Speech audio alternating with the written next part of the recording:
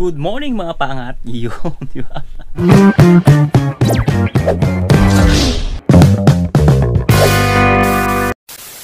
Magandang umaga, tanghali, hapon, gabi. Kung anong oras siya magtrabaho mga pat. At syempre, good, blessed morning na naman. Alam niyo mga pat kung bakit nandiyan sila? Kasi may tubig doon mga pangat sa yung sa may ano ng aircon. Kagaya ng ginagawa nung yun doon. Yan.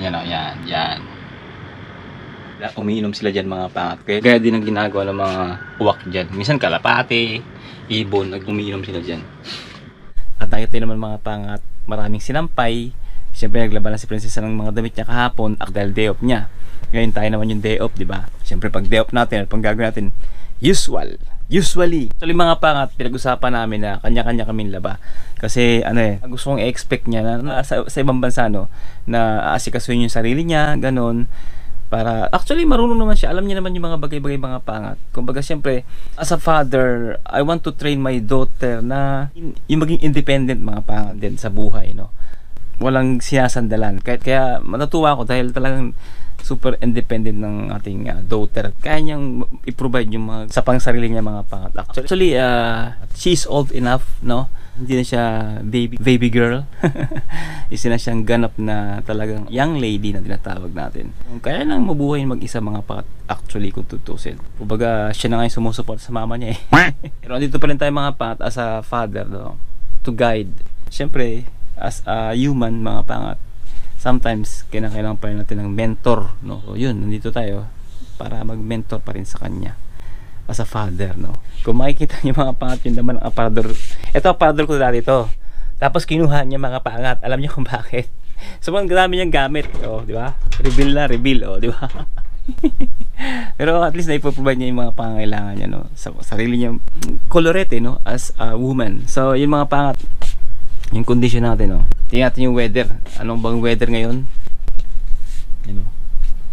38 degrees Celsius feels like 40. Medyo mainit na ngayon mga pangat 34 ang humidity ngayon. Tapos yung hangin is 13 km per hour. Medyo mahina-hina. Tira sa atin nakapayong ngayon. Diba? Pero hindi nililipad yung payong niya. Unlike yung nakaraan nung nag-vlog tayo papunta na Algurer. Nililipad yung payong ni ate. Nung ibang ate yun, hindi siya. Halos bumaliktad na, So ngayon, medyo mahina yung hangin. So hindi masyadong mahangin. Unlike before, mga pangatong nag-vlog tayo nakaraan. Yung boss natin, hindi na marinig mga pangat dahil sa sobrang lakas ng hangin, Hindi kasi natin ito ginamit, Ito si Balbon. Ang gamit natin mga pangat, ito. Wait. Ito lang, So pagka ito yung ginamit natin sa labas, sigurado. Pero pag ito mga pangat, at least kahit papano, nare-reduce niya yung air, na galing sa kalikasan. Yan. Ang dami kong sinasabi mga pangat. Tara, maglaban na tayo. Usually mga pangat, ang ginagawa natin is naglalaba syempre. Siyempre mga pangat, ginagawa ko pag gising empty stomach tayo mga pangat. Siyempre apple cider muna tayo. Yan, bago tayo magsang ng labahan. Apple cider, empty stomach. Goods na goods yan mga pangat. Yan. Water, para arwa. Sodium yan, less than 1 din siya. Okay. Pero yung pH mga pang importante 7 point something mga.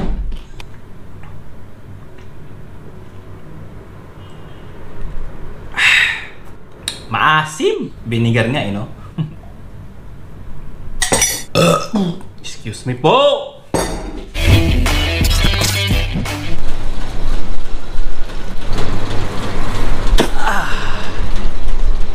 Mga pangat. Mainit na mga pangat, Pero okay lang. Maitim naman talaga tayo may hangin naman. Sana narinig nyo ako lang. Pero hindi ka naman malakas yung hangin mga pangat. Kaya pa. Malilinig nyo pa rin yung boses ko mga pangat. Kahit na medyo mahangin-hangin ng konti. Tangkitan yung mga pangat yung bahay namin. Yung kung saan kami nakatira. Pagka nandun tayo sa taas, tanaw natin itong lugar na to At tanaw naman natin mga pangat yung ating flat o building. Yan. Medyo mainit talaga Parang masakit na sa balat mga pangat. Unlike nung mga nakaraang linggo, hindi masakit sa balat. Ngayon is may May 11 o May 10. Masakit na sa balat mga pangat, sa totoo lang. Ramdam ko na yung hapdi. Nung mga nakarang linggo, kahit tagalangan tayo sa gantong sikat ng araw, hindi masakit Ngayon, I feel talaga maso. Hindi natin mapipigilan yan. Dumaan yung weather na summer ng mga pangat. Parang sa buhay ng tao, no? Hindi natin mapipigilan ang pagtanda. Tatanda at tatanda. At lilipas din ang mga bagay-bagay. O ang buhay ng tao. Tatanda at lilipas din ako, ngunit mayroong awiting iiwanan sa inyo. O, di ba? Kaya ba kanta yun? Nakalimutan ko na. Kay Rico G. Puno ba yun? Sa mga hindi nakakilala kay Rico G. Puno, talagang tanda na yata ako. Joke lang. Innova mga pangat to. Yan. Ayun mga Innova. Mga ano yan, mga mobile team siguro yan sila. Init. Baka siguro sa ano yun, sa Expo 2020. So yung mga pala mga pangat no, bago ko makalimutan. Siyempre mga pangat, kahapon is, alam nyo kung ano kahapon? Ano ba kahapon? May 10 ba o May 9? So kahapon is, Happy Mother's Day! Yun mga pangat. Happy Mother's Day nga pala sa lahat ng kananayan dyan. Sa lahat ng mga nanay na hindi napupundi ang kanilang mga ilaw. Mabuhay kayong lahat hanggang gusto nyo. Yan. Shoutout nga pala sa aking nanay. Happy Mother's Day sa iyo, Nay. Maraming salamat at hanggang ngayon andyan ka pa rin sa aming tabi at patuloy ka pa rin ipinapahiram sa amin ng Panginoon. Yan. Andyan ka pa rin at patuloy mo pa rin kaming iginaguide. Yan. Maraming salamat sa ilaw mo na hindi napupundi. Mula noon, hanggang ngayon.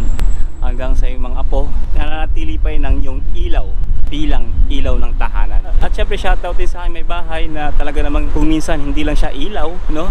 Naging haligi din siya ng tahanan. Maraming salamat sa iyo.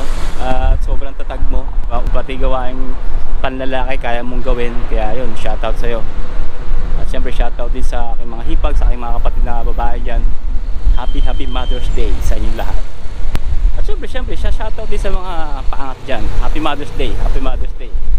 Patuloy kayong maging ilaw ng tahanan, no? Sabi nga nung narinig ko o napanood ko sa Facebook, no, ang mga kalalakihan, kaming mga kalalakihan, inherent tulad na siya sa isang umbrella na protection sa init, protection sa ulan. Pero sino ba yung humahawak doon sa umbrella para ito i-lift up, no? Para itaas. Walang iba mga pangat kundi ang babae, kababaihan. Siya yung may hawak ng umbrella. Kaya maraming salamat sa mga nag-lift up ng kanilang partner, no, sa kanilang haligi ng tahanan, para magampanan ng isang lalaki yung kanilang pagiging shield provider, pagiging protective sa kanilang pamilya, because sa ilaw ng tahanan ng mga nagli-lift up sa kanilang padre di pamilya. Kaya ulit ko, shoutout sa lahat ng mga kananayan dyan.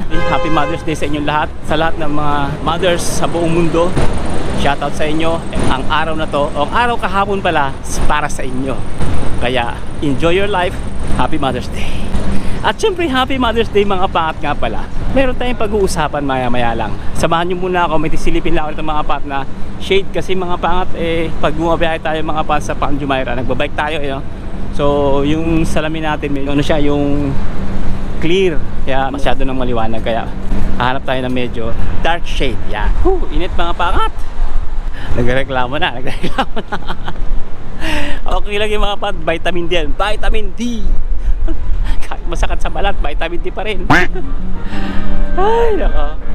So ito mga pangat, nakakita na ako. Ito. Yan, diba? Pwede na yan. 10 dirhams lang. Yan. Give for less. Ali, to counter please, Ali. Dito nga pala tayo sa give for less. Yan, tingin tayo. Ito maganda ba? Ito. Itim. Pili tayo mga pangat. Wait lang, pipili lang ako. Yan mga pangat to. Oy. Nagpipila lang ako pero pare-pares lang naman eh.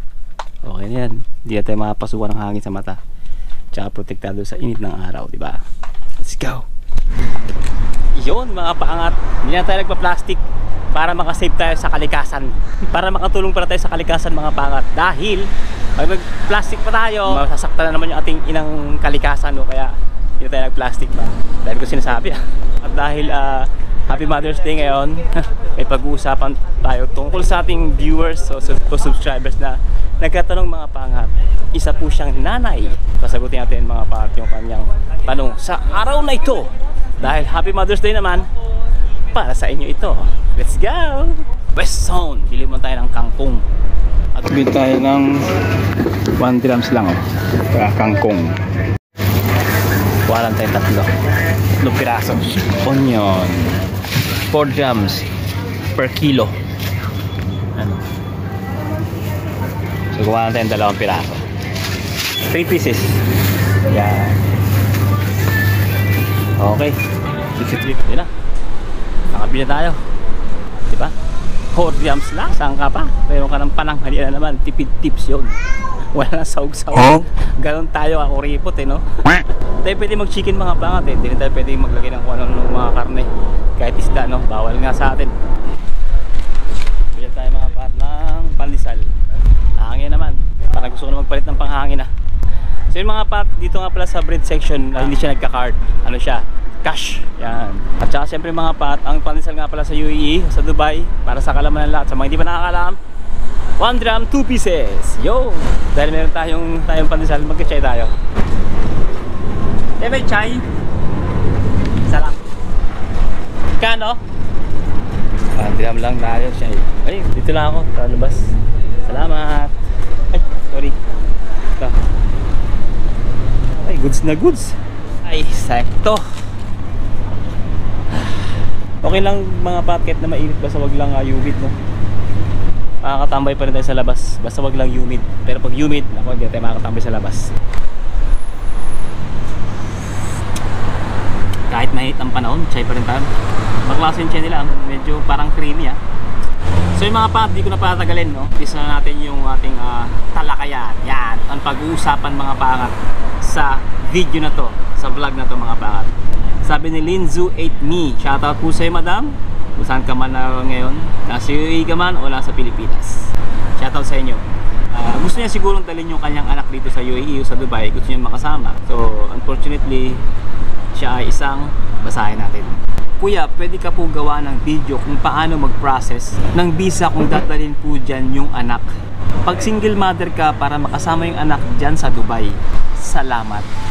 At syempre sa lahat ng mga anahan dyan, hindi lang to kay madam, para sa lahat to ng mga nanay na nagmamahal sa kanyang anak. Mga nanay na nandito na o nandiyan pa sa Pilipinas na nagbabalak magtrabaho dito sa UAE at eventually gusto silang dalhin yung kanilang anak dito. Ang problema is sila ay single mom. Lahat ng mga nanonood at sumusuporta sa atin, ito na sagot sa inyong katanungan na kung pwede ba dalhin yung inyong anak dito kapag ikaw ay walang partner. Tayo paligoy-ligoy Siyempre good news dahil pwede nyo i-sponsor ang inyong anak at hindi lang ito mga pangat sa mga married, kahit na ikaw ay single mom or divorce o kahit na ikaw ay widow. Yan, sama natin yung widow mga pangat no? Actually same process din mga pangat nung kung paano ipinoprocess yung pag family visa no? Same documents din pero mayroon lang kayong karagdagang dokumento na kailangan ipresenta mga pangat sa immigration natin. Kung ikaw ay divorce, syempre yung divorce or custody certificate na kailangan din yung mag-sponsor no, mga pangat ng anak niya sa Pilipinas papunta rito. Syempre mga pangat kailangan yung may residence visa lang dito mga pangat or may Emirates ID. So kung ikaw ay walang ganon no, so you are not qualified to sponsor your children papunta ng Dubai. Siyempre importante pa rin mga bata yung birth certificate ng bata no, na nakapangalan o nandun yung pangalan mo as a mother no. Walang problema kahit na single mom ka, basta importante mayroon kayong katibayan na ikaw yung ina no, o ikaw yung nagluwal sa batang yan.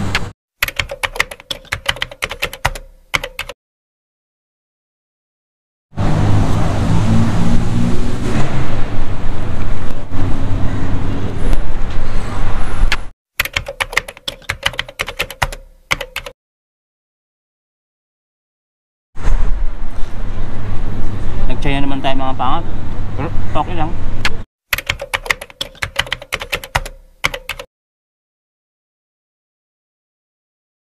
Paminsan-minsan lang naman. Pero ang tanong, gaano kadalas ang minsan. So yun mga pangat, uwi na tayo. At dala-dala natin mga pangat ang nabili nating kangkong. At pinasok ko na mga pangat yung pandesal sa loob. Hindi ko na ubos, may 2 piraso. At mga pangat, yung mga dating nanonood sa mga vlog natin mga pangat na ito, grand outlet na siya, hindi na siya Toy for Less. So, galing tayo sa Weston kanina, doon sa may malapit sa Philippine Supermarket. Paglampas mo lang mga pangat dito, pag naiwan namang Weston, you know, wala silang pakialam kahit magdikit-dikit sila mga patang branch. Padami na silang branch eh. Yung New Era, marami din yan. Kahit magkadikit-dikit ba, kukunin nila yung mga pesto-pesto rito. Siyempre mga pangataba ng galang tayo, shoutout ko lang siya no, si JJ Rank. Yan, sabi niya new sub, pa-shoutout sa next vlog mo, yung sabi niya. Ayan, shoutout sa'yo. Siyempre, mabuhay ka hanggang gusto mo. Sa mga sumusuporta niya, maraming salamat. Sa mga new subscribers, maraming salamat. Kahit hindi kayo nagko-comment, shoutout sa inyo lahat dyan. Siyempre mga pangat, malapit tayo mag 7,000 subscribers. I hope na bago matapos ng taon, maaabot tayo ng 10,000 subscribers. Siyempre, dahil yan sa inyong suporta. Let's go! Mainit ang sikat ng araw. Masunog mga pangat dahil siyempre vitamin D yan. And bigay sa atin ng amang nasa langit. Natural remedy, a natural source of vitamin D. Hindi mo na kailangan bumili mga pangat sa vitamin D. Ayan na binibigay na lang kalikasan. Yung ano pang hinahanap-hanap mo? Diba? Yung iba takot sa sikat ng araw. Akala nila magkaka-cancer sila. Mali! Kasi mga pangat, kung magkaka-cancer ang tao, dapat hindi yan inilagay ng Diyos dyan. Diba? Yung mga magsasaka, diba? Yung mga construction worker na sa arawan. Oh, hindi nga sila nagkakasakit sa balat. Anong tawag dyan? Yung papaganda ng balat. May mga skincare na sinasabi. Tapos bawal ka namang lumabas ng bahay. Dapat kung talagang skincare na malupit yan, yung kahit na bagbabad ka sa araw, hindi ka mangingitim. Yun ang talagang malupit na skincare. Sana may makadiscover ng ganun, no? Hindi yung nag-i-skincare ka tapos hindi ka naman pwede mabilad ng araw kasi nga pag nabilad sa araw mangingitim ka pa rin. Di wala ring silbi skincare na yan, di ba? Salukat sa kalusugan yun. Kasi nga yung araw kailangan natin sa katawan natin eh. Salukat sa kalusugan yung ano, tayo para makadating kalapati. Ba mga pangat, katuloy yung mga tao pagka naka-take ng skincare, takot na magpa-araw kasi sayang yung binayad nila doon sa skincare dahil pagka mahal-mahal tapos mangingitim din sila agad. Buti pa yung mga kalapati mga pangat, malayang nanginginain, di ba? Dito lang tayo, busog na busog yan, no? Sana all, ganyan lang, pupunta ka lang ito para manginain, no? Yo, di ba? Sarap ng buhay. Bago ko pala makalimutan mga pangat, shoutout kay Choi Iya. Yan. Kasi mga pangat na nakasalamuhang palad natin sila. Salamuhang palad talaga eh. Kumbaga nakita nila tayo mga pangat dun banda. Doon.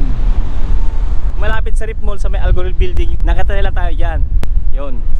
Shoutout sa inyo at syempre nagpa-picture sila sa atin. Kaya lang mga pangat, hindi tayo masyadong nakipagkwentuhan, nakipag-usap kasi nagmamadali tayo ng time na yun dahil mag-church tayo mga pat, magsimba tayo sa Jijico noong mga panahon na yun mga pangat. Nung pupunta ako ng Rip Mall, nakita nila ako mga pangat at tinawag nila tayo mga pangat. Shoutout sa'yo, maraming salamat sa pag-approach, no? I really appreciate it from the bottom of my heart. Let's go! Thank you Lord for the vitamin D, natural vitamin D. Yan. Lutuin natin itong kangkong mga pangat pero para mayroon tayong hapunan mamaya. Dating kasi si Prinsesa mamaya maghahap naman ang kakainin yun. At sana nagkaroon ng kaliwanagan doon sa mga single moms na gustong dalhin yung kanilang anak dito. Kahit siguro father pwede, ganoon din yung proseso, parehas lang. Kaya sa mga tatay na gustong dalhin yung anak dito at kayo ay isa ng single father, so pwede rin, ganoon din yung proseso mga pangat, no? So yun, at siyempre maraming salamat sa patuloy na suporta at sa mga naniniwala at sa mga natutuwa o nag-i-enjoy sa mga content at vlog natin. Maraming salamat. And siyempre, don't forget to like, share, and subscribe kung bago ka pa lang. And siyempre, think positive lang, good vibes, God bless you all sa lahat ng pagsubok at tagumpay sa buong mundo. To God be the glory. See you on the next one. Let's go!